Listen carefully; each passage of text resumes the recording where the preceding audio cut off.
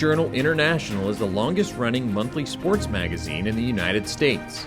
For the past 107 years, every momentous event in the history of the sport of bowling has been covered by Bowler's Journal.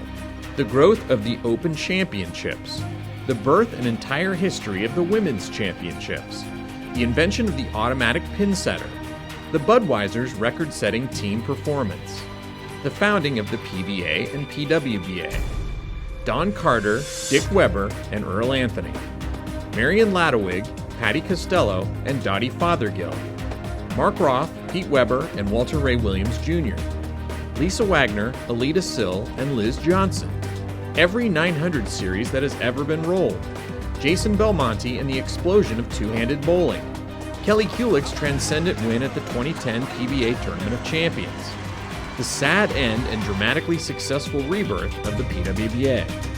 Every major story, and literally thousands of smaller but no less important stories that have unfolded in bowling over the past century plus of time, have been covered, and covered with the highest standards of journalistic professionalism by this great magazine.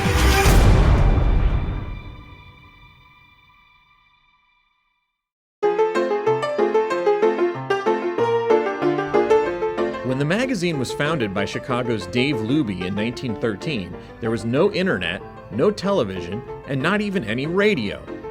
Luby, a traveling shoe salesman who happened to be an excellent bowler, decided to throw all of his energy into creating a magazine that would inform bowlers everywhere of all the goings-on in the sport. Despite having no journalistic background, Luby's venture became a success due to his hard work and tremendous salesmanship skills, which proved to advertisers how indispensable the exposure his magazine could provide might be to the budding industry. When Luby passed away in 1925, ownership of the magazine moved to his son Mort Luby Sr., who ran it successfully until his death in 1956, just when the sport of bowling was beginning to explode in popularity. By then, Luby Sr.'s son, Mort Luby Jr., had begun working for the magazine, and he assumed the helm at the tender age of 25. Luby Jr. not only continued to keep the magazine going, he expanded its success and reach through a number of innovations. And I was a big reader of history and everything else at the time, so I aspired to improve my magazine and try to get it as close as I could to the level of the other stuff that I read that I perceived to be high class. Luby Jr. also made other enormous contributions to the sport as well. I was so passionately connected to the ABC tournament because I spent 1,500 nights there, covering it for AP and the magazine, and it didn't make financial sense to me to be building all these new installations in public arenas all over the country every single year.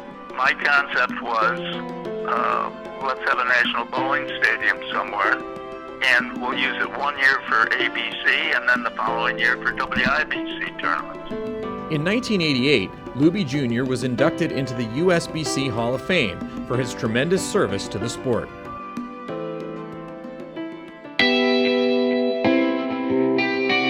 After 38 years running the magazine, Luby decided it was time to step away and sold the business to two of the company's longtime employees, Mike Panozzo and Keith Hamilton. In the 26 years since the sale of the magazine to Panozzo and Hamilton, the legacy and standards have continued to carry on with the highest quality. It worked out really well that he felt comfortable that I could make proper publishing decisions to keep the magazines the quality that they were, and I was confident enough in him as a businessman that he could make sure we made money doing it. It came out of two reasons. First of all, we learned it from Mort, that if you want to be a leading publisher, you got to lead in the industry, and we had the competent staff that allowed me to do that. Hamilton continued to forge the strong bond between the magazine and the industry by becoming one of bowling's most active volunteer figures, serving on the board of directors for the International Bowling Museum and Hall of Fame, and later becoming its chairman and president. He also joined the board of the International Bowling Media Association and infused it with renewed energy. Proud to work with him at IBMA. I think it was an organization that was really struggling, and I think I was really able to come in and make a difference for that association. As ownership of the magazine passes into the hands of the United States Bowling Congress, the tradition of great storytelling and high standards that have been carried out since the founding of the magazine in 1913 will continue. We feel that Bowler's Journal belongs to the industry. It's an industry magazine. I mean, it belongs, not to sound corny, but it belongs to the people. So that's what I mean, what Mike and I have always felt, that this brand needs to continue, it needs to continue to tell bowling story. Priority for us was finding the right landing spot through publication because, as you said, it's an iconic brand. It's got 107 years of history. It deserves to be around a lot longer, and we wanted to make sure it was in the hands of people who could carry it forward for another 107 years. I'm pleased with the way things have gone. I was pleased that I was able to sell the magazine to Mike and Keith.